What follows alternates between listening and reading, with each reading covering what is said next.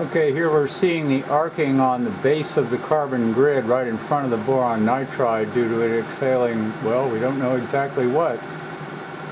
But this would normally have cleared up in a few minutes of running. This is seen maybe an hour total, although only a couple of minutes this time.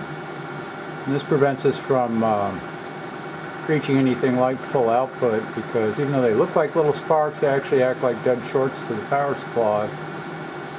The good news is that none of the sparks are terminating on the glass and destroying it. The boron nitride sticks out about an inch from the glass, and the glass appears to be safe, so if we can figure out what's causing this problem and solve it, we're well on the way to having a high voltage feed-through that will really last forever. We're probably depositing a little carbon on the end of the boron nitride, but that's easily removed with sandpaper without having to replace that rather expensive piece of stuff. At the moment we're only putting in 9 kilovolts at 16 mils average. Take out some gas, get up to 12,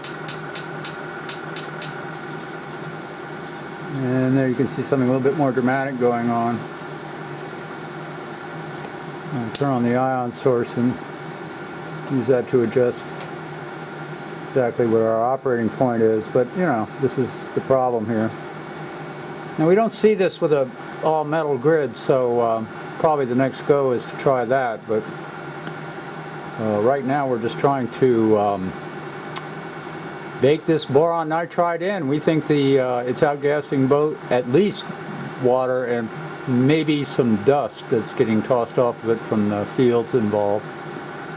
There's really no way to polish this without risking contaminating it worse.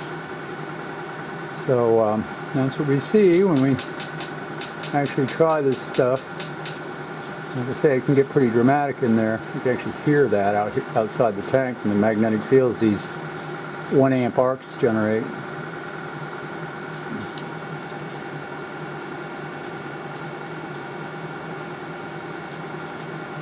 And again, you can't see the whole spark because only the first part near the carbon has carbon in it, which lights up when it's arcing.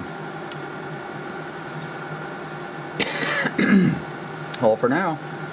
And oh yeah, sorry, my camera is insisting on focusing on the screen wire in the front instead of back there at the grid. I can't seem to overcome that with this camera.